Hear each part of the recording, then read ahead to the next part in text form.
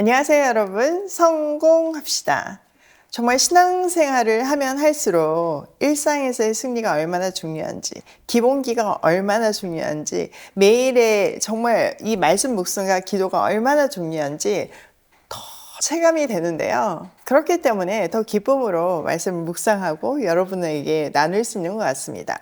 오늘은 그 기본기가 얼마나 중요한지 이거 딱 보시면 절대로 이 기본기에서 벗어날 수 없다는 것을 확인할 수 있으실 건데요. 하나님 손에 붙들려 기적을 만드는 기본기를 쌓는 시간이 되면 좋겠어요. 자, 24절. 이스라엘 사람들은 그를 보고 무서워하며 모두 그 사람 앞에서 달아났다. 저기 올라온 저 자를 좀 보게. 군인들이 서로 말하였다. 또 올라와서 이스라엘을 모욕하고 있어.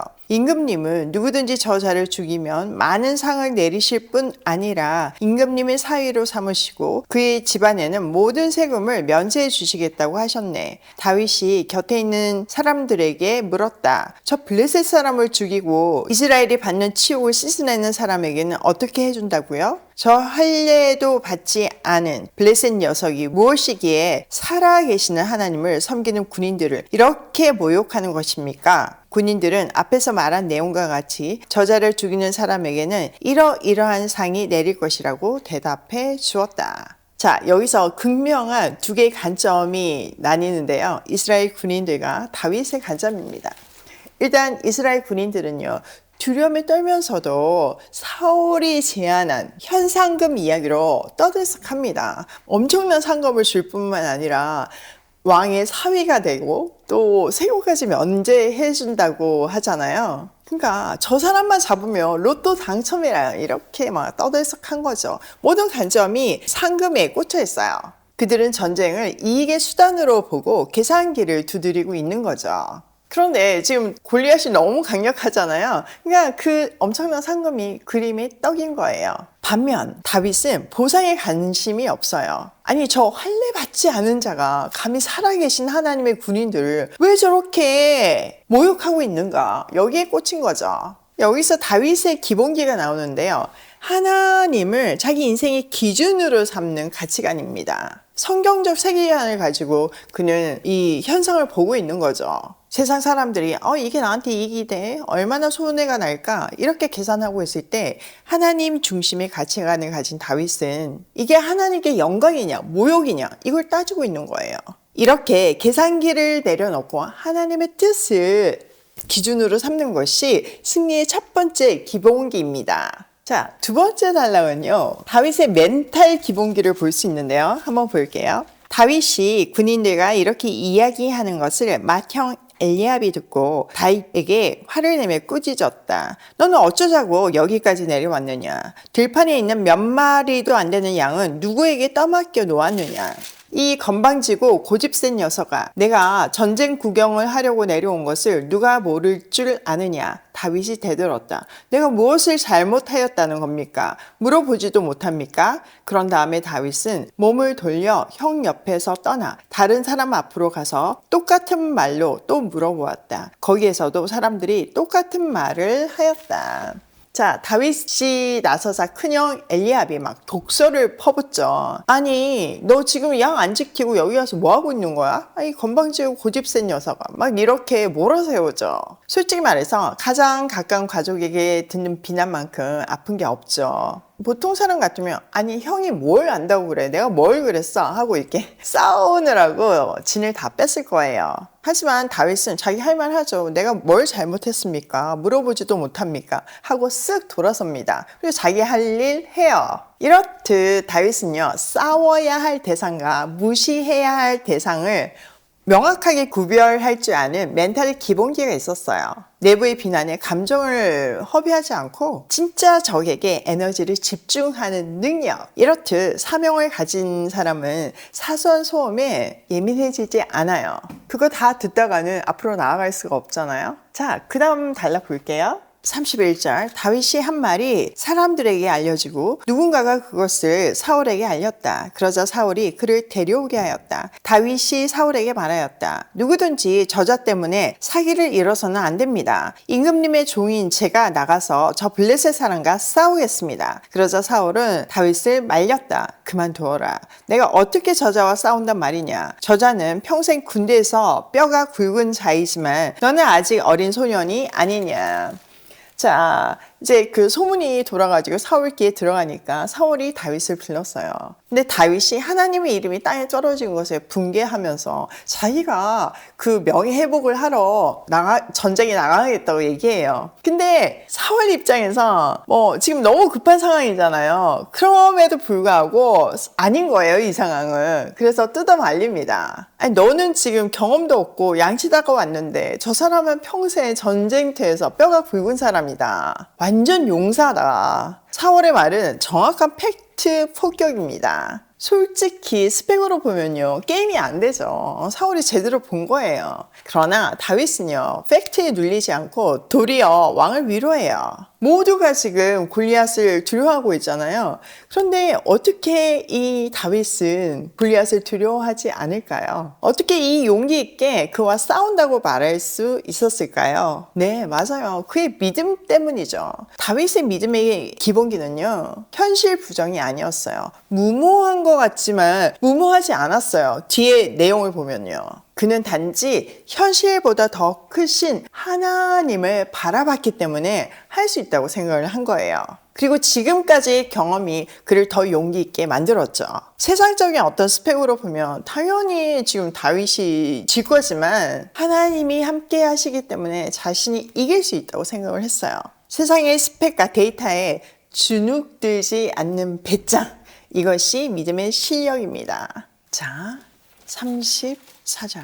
그러나 다윗은 굽히지 않고 사울에게 말하였다. 임금님의 종인 저는 아버지의 양떼를 지켜왔습니다. 사자나 곰이 양떼에 달려들어 한 마리라도 물어가면 저는 곧바로 뒤쫓아가서 그놈을 쳐 죽이고 그 입에서 양을 꺼내어 살려내곤 하였습니다. 그 짐승이 저에게 달려들면 그 턱수염을 붙들고 때려 죽였습니다. 제가 이렇게 사자도 죽이고 곰도 죽였으니 저 할례받지 않는 블레셋 사람도 그 꼴로 만들어 놓겠습니다. 살아계시는 하나님의 군대를 모욕한 자를 어찌 그대로 두겠습니까? 다윗은 말을 계속하였다. 사자의 발톱이나 곰의 발톱에서 저를 살려주신 주님께서 저 블레셋 사람의 손에서도 틀림없이 저를 살려주실 것입니다. 그제서야 사울이 다윗에게 허락하였다. 그렇다면 나가도 좋다. 주님께서 너와 함께 계시길 바란다. 자, 이게 정말 핵심이죠. 우리 인생의 핵심이기도 합니다. 자, 다윗의 자신감은요, 허세가 아니었어요. 그는 하나님을 신뢰하면서 정말 일상에서 매일매일 그거를 경험했어요. 다윗에게 맡겨진 거는 양을 치는 거였잖아요. 그 양을 지키는 일을 정말 예배처럼 한 거죠. 그렇기 때문에 최선을 다했어요. 곰이나 사자가 양 한 마리를 물어가도 쫓아가서 지금 죽였다고 얘기하잖아요. 근데 아무것도 준비가 안 돼 있는데 그냥 쫓아간 게 아니잖아요. 그 곰과 사자를 물리치려고 다윗이 얼마나 훈련하고 노력했겠어요. 그러니까 정말 그 물맷돌을 수도 없이 던지면서 실력을 쌓았을 거예요. 그 수많은 죽을 고비에서 하나님이 함께 하심을 경험했기 때문에 그 맹수 중에 하나로 골리앗을 생각한 거죠. 이번에도 하나님이 함께 하시면 자기가 승리할 수 있다고 생각을 했어요. 그만큼 실력도 있었고요. 다윗은 이렇게 양 한 마리를 위해서도 목숨을 걸었어요. 맹수가 달려든 급박한 상황에서 정확하게 도망가지 않고 맞서는 담력, 이 모든 것이 성실한 일상에서 만들어낸 그의 믿음의 기본기였어요. 그러니까 진짜 하나님의 도우심을 머리로만 안 것이 아니잖아요. 맹수의 발톱 앞에서 정말 그 죽을 수 있는 위험 속에서 몸으로 체험했어요. 과거의 작은 승리들이 모여서 오늘의 큰 승리를 만드는 거예요. 이처럼 하나님의 일은요, 요행이 아니에요. 실력과 믿음이 합쳐질 때 기적이 일어납니다. 저도 요즘 이런 기적들을 경험하고 있어요. 그리고 이 운동을 하면서 저는 그 이미지가 너무 분명한데요. 제가 필라테스를 시작한 지 5년 됐고, 그리고 이제 PT를 한 지가 1년도 안 됐거든요. 그리고 아시다시피 제가 시간이 거의 없잖아요. 그러니까 뭐 매일 간 것도 아니고 그냥 일주일에 2번 딱 했어요. 필라테스, PT 합쳐서요. 처음에 사람들이 그거 갖고 운동이 되냐고 그랬지만 저는 일주일에 2번을 5년 동안 꼬박꼬박 했습니다. 그런데요, 처음에는 별거 아닌 것 같았지만 시간이 지나다 보니까 제 코 근육들이 굉장히 튼튼해지고, 근데 뭐 여기저기 아팠던 때가 있거든요. 그러니까 워낙 앉아서 일을 많이 하니까 목이 돌아가지도 않고 뭐 어깨도 아프고 목도 아프고 뭐 허리도 디스크인 줄 알았어요. 그런데 운동을 꾸준히 하니까 근육들이 그것들을 잡아주고, 잘못된 어떤 자세들이 있잖아요. 그런 것들이 발라지니까요. 그 아픈 것들이 뭐 완전 사라지는 거예요. 더 놀라운 거는 제가 뭔가 몸매를 만들기 위해서 운동을 한 게 아니잖아요. 근데 눈에 보이는 근육들이 생긴 거예요. 일주일에 고작 2번 한 것 같고, 그 엄청난 뭐 양의 PT를 하는 것도 아니고 필라 1번, PT 1번인데 진짜 이렇게 근육이 만들어지더라니까요. 눈에 보이더라니까요. 제가 너무 신기해서 그걸 사진을 찍어요. 그리고 제가 필라테스 하는 영상을 가끔 찍어 보는데, 보면 저는 그 순간 너무 힘들어가지고 얼굴이 시뻘개져가지고 죽을 힘을 다해서 했는데, 동작을 보면 저게 뭐야, 운동이야? 이래 보이거든요. 근데 정말 그 꾸준함의 힘이 제 몸을 만들었더라고요.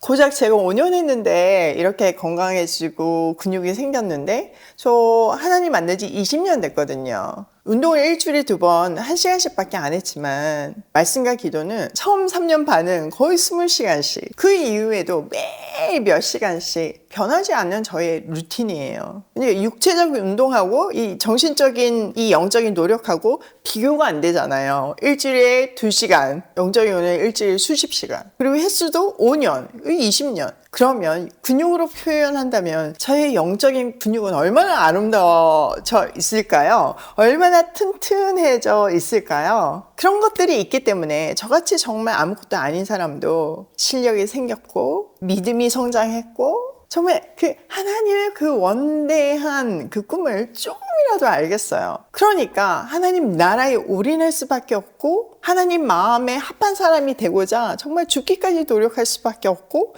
그러니까 자연스럽게 기적이 일어날 수밖에 없는 거예요. 그리고 하나님께서는 저의 연약함을 아시기 때문에 내가 무너질까봐, 포기할까봐 늘 함께 계신다는 것을 느끼게 해주세요. 그리고 강력한 사인들을 주세요. 그게 바로 여러분이잖아요. 이렇게 보석같이 멋진 한 사람 한 사람 오이 패밀리들을 이렇게 동력자로 붙여주실 때는 하나님이 하실 일이 있다는 건 거잖아요. 저는 믿습니다. 우리가 이 땅의 고아뿐만 아니라 통일이 되었을 때, 맨날 반복하는 얘기지만 정말 북한의 고아들을 살릴 우리 오일 패밀리가 될 줄 믿습니다. 평양 이모집, 개성 이모집 하는 우리 조카들하고 같이 하는 그런 기적이 반드시 일어날 줄 믿어요. 미래에 일어날 일이지만 이미 하나님이 약속으로 주셨기 때문에 이미 일어날 일로 확정하면서 저는 그거를 이제 잘 시스템 만들려고 노력하고 있는 건 거예요. 그것도 뭐 하루아침에 되는 게 아니잖아요. 우리가 매일 이렇게 노력할 때 아이들을 잘 돌볼 수 있는 실력이 생기고, 또 믿음이 정말 성장해서 그게 합쳐져서 정말 그날에 하나님의 꿈이 이루어지는 기적이 일어날 거잖아요. 이렇듯 성경은요, 진짜 우리들의 이야기입니다. 오늘 본문의 다윗을 통해서 우리도 하나님 나라의 일은 힘이나 스펙 싸움이 아니라는 걸 분명히 알았으면 좋겠어요.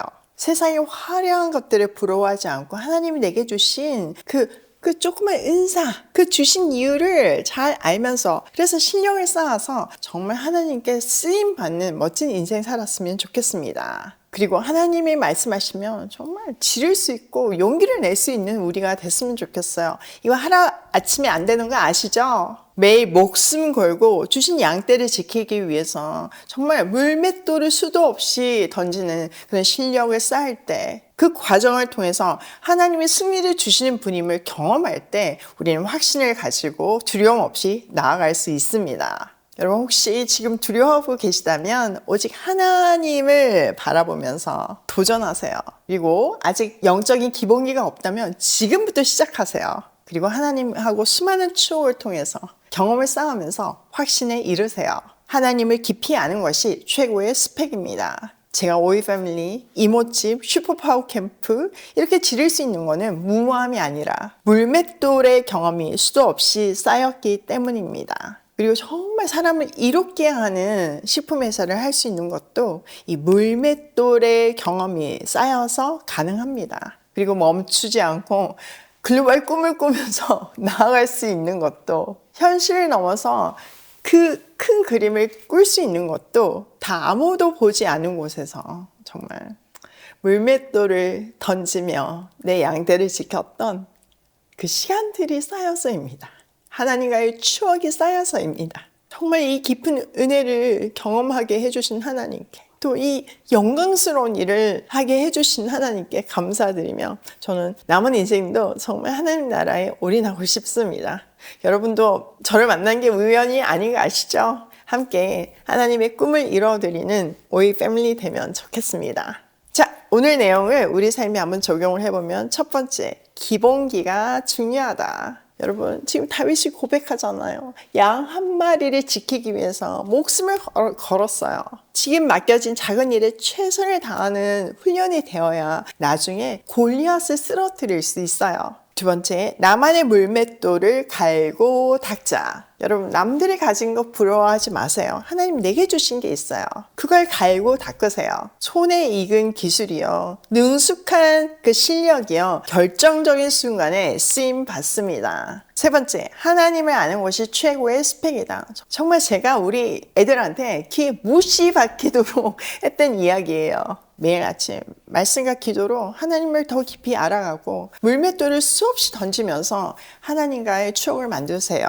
그리고 두려움이 몰려올 때마다 사자와 곰의 발톱에서 건져내신 그 하나님을 기억해 내세요. 그 모든 것은 우리 인생의 주인이 하나님이심을 고백할 때 시작됩니다. 오늘도 기적이 하늘에서 뚝 떨어지는 것이 아니라 내가 흘린 일상의 땀방울에서 시작됨을 고백하며 실력을 쌓는 발걸음으로 고고싱해요.